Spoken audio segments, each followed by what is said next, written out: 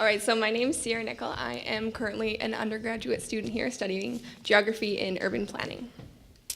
And my name is Jeremy Wagner. I graduated in December of 2014 with a major in political science.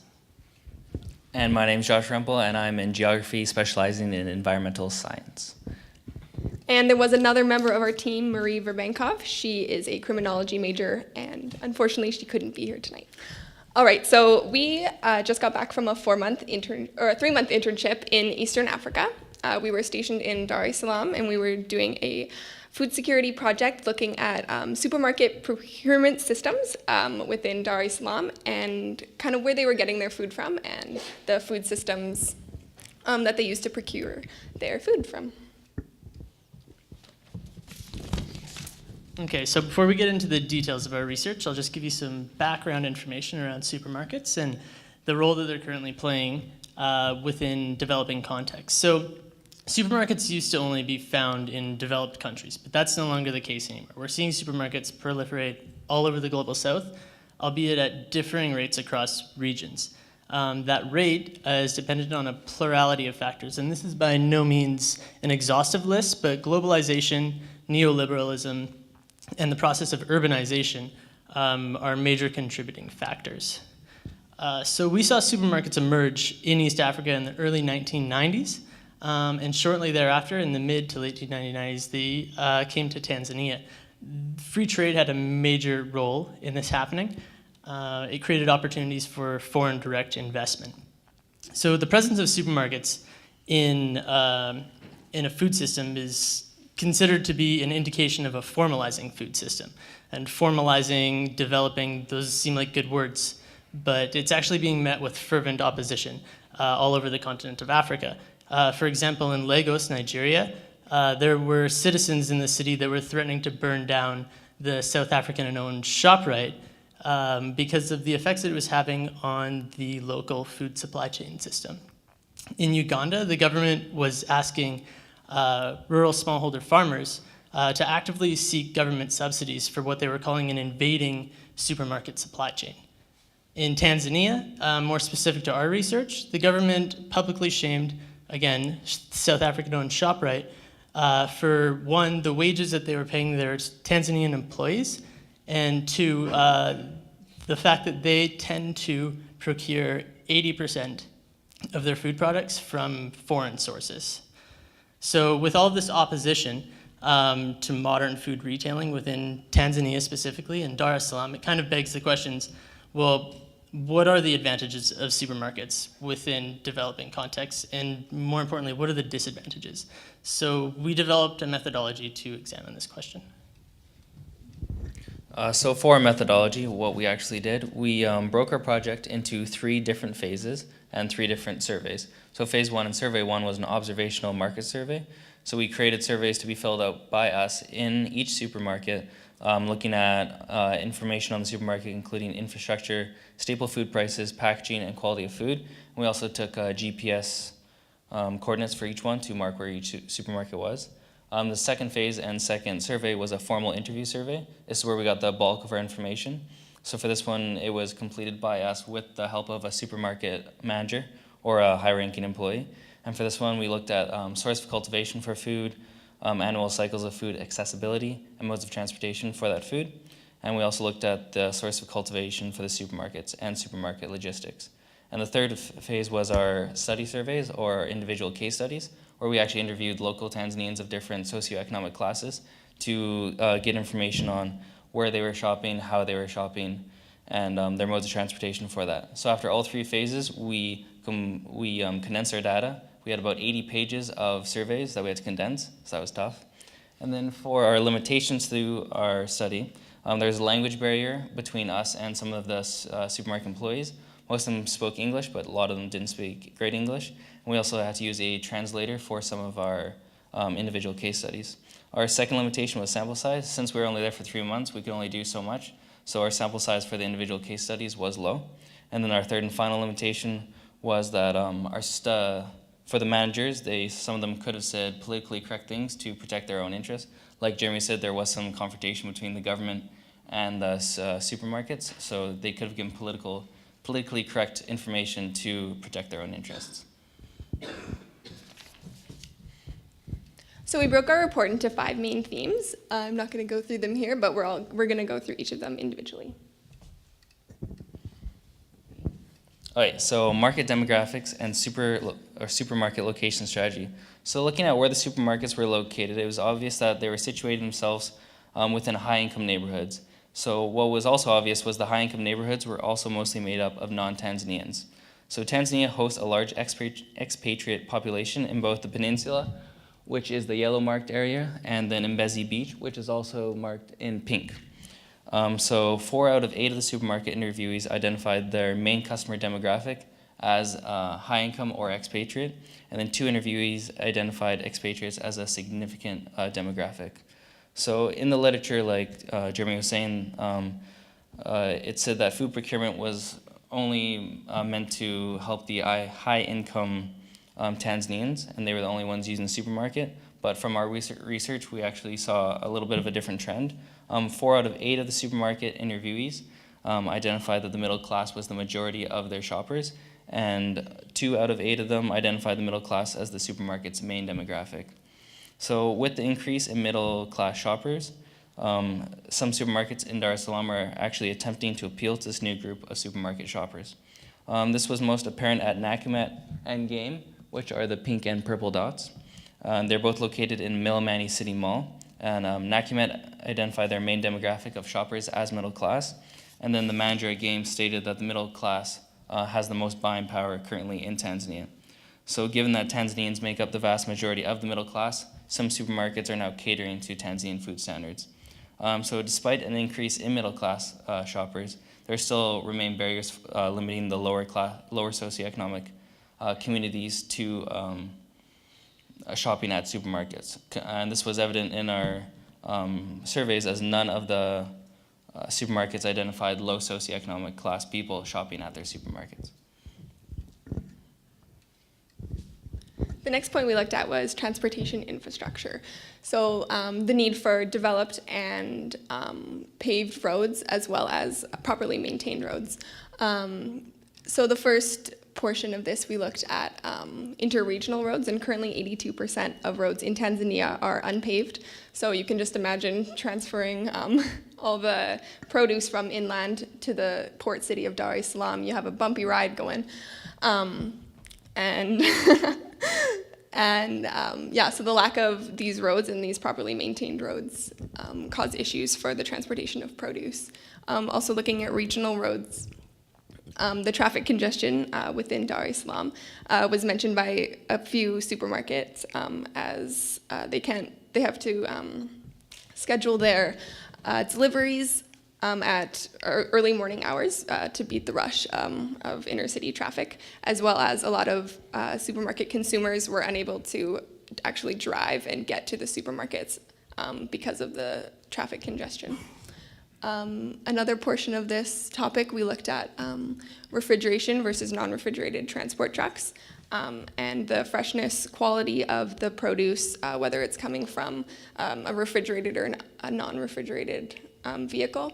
One of the supermarket's food lovers mentioned that even though his produce was coming from South Africa, because it was traveling in a refrigerated truck, that it actually was fresher than getting the local produce that was transported in a non-refrigerated truck.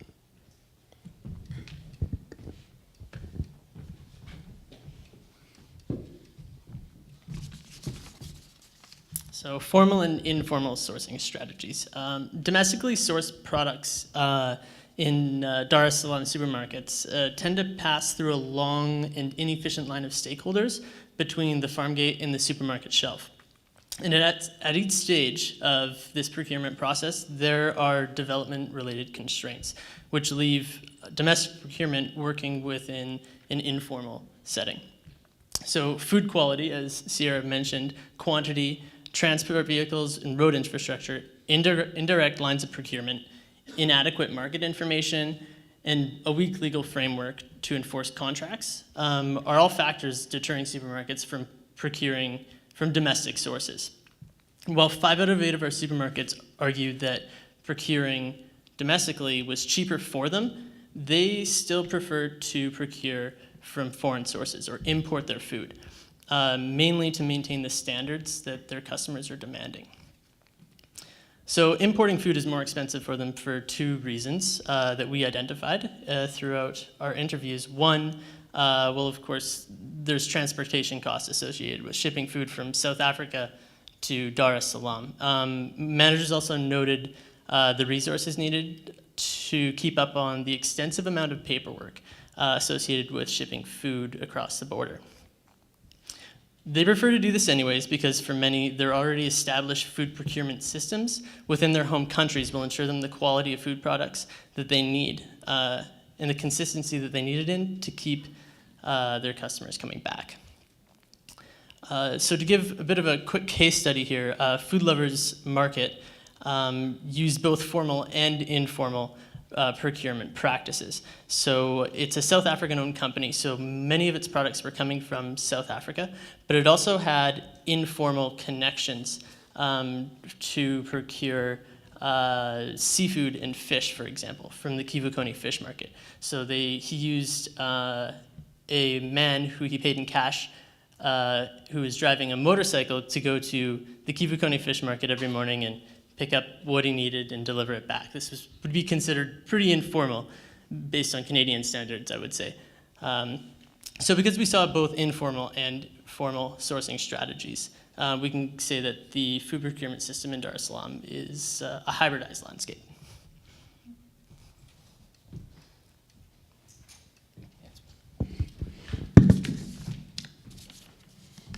So supermarket retailers in Dar es Salaam are still struggling to meet the demand of the majority of Tanzanian population, like I said, which is the middle and lower class.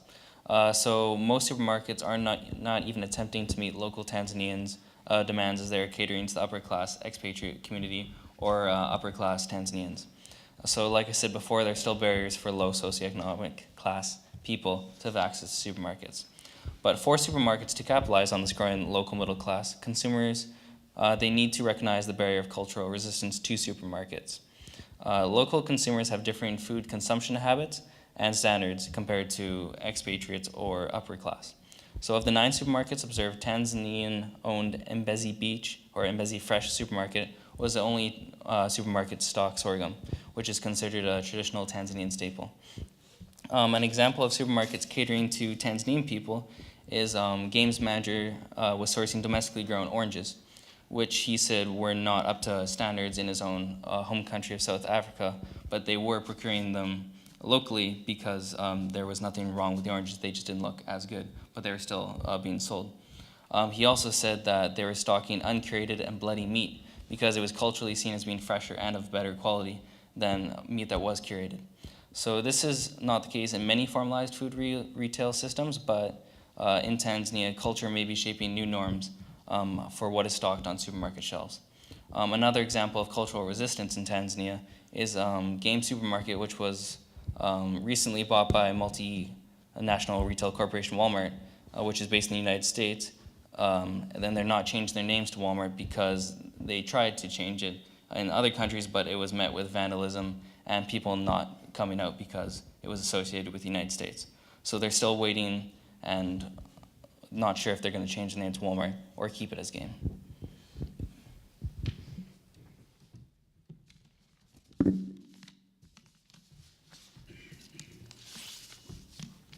So before we begin discussing some of the potential models under which rural smallholders can benefit from this encroaching supermarket economy, there's one more barrier that needs to be identified. So FDI, as we had mentioned, was a major contributor to supermarkets proliferating within Dar es Salaam, but FDI is also being seen within the agricultural sector, where land is being bought up for large-scale industrial farming purposes. This process is known as land acquisition or land grabbing, and it can have significant negative effects for rural smallholder farmers. So Tanzania currently works under an informal system of customary rights of occupancy. So in other words, my family has lived on this land for generations and we've been farming here for as long as I can remember. So this is my home, this is my land. This is considered very informal. There's not a paper trail to support this quite often. and it's not properly protected by law. As a result, smallholders are highly susceptible to displacement in the event of foreign direct investment in the agricultural sector. So we've identified a plurality of barriers that are limiting smallholders' ability to bridge that gap between their cultivation sources and the supermarket shelves.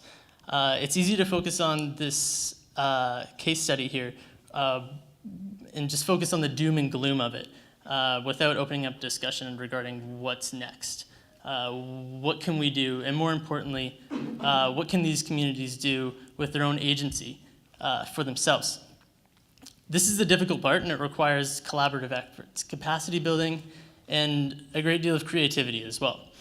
The manager at the South African-owned Food Lovers Market discussed the possibility of working in partnership with the government to develop smallholder farming practices in order to better serve the supermarket's needs in the future from domestic sources. While they were still in the process of negotiations when we were interviewing, it is an indication that some supermarkets in Dar es Salaam are looking to procure domestically, and they're also looking to procure responsibly. Well, that example hasn't quite come into fruition yet. Another example would be the Kilimanjaro Native Cooperative Union, or the KNCU. It's a cooperative federation in Tanzania, and it's actually the oldest union or cooperative in Africa. I think it began in 1930. So it's owned by the farmers of the 90 primary cooperative societies, which buy coffee from the farmers in the Kilimanjaro region. KNCU has products that are certified fair trade, and their prices are also market competitive. So there are opportunities for inclusive business models, such as agricultural cooperatives, where smallholders can pool their resources together and compete with these encroaching economies of scale.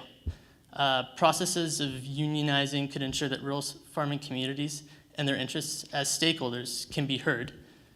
And it can also ensure that they play part in a private enterprise that competes with these economies of scale.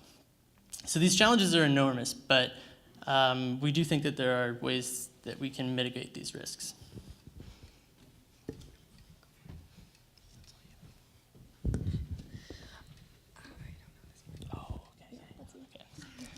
So in linking this research to the Sustainable Development Goals, UFV has the capacity to act globally, and this entire event tonight has paid tribute to that, I think. And now, this internship opportunity is just one of the ways in which UFV is doing this. By building partnerships, as Sherry was mentioning, with universities in East Africa and participating in student exchanges, we not only offer students both locally and abroad world-class educational opportunities, but we also empower undergraduate students by placing them within a public context where they too can participate in achieving these Sustainable Development Goals. Now, in tying our research to the SDGs, it's difficult to narrow our research down to a single goal or even a couple. As it has been said tonight already, the problem is multidisciplinary, most generally, and it requires collaborative efforts from so many corners of the public sphere.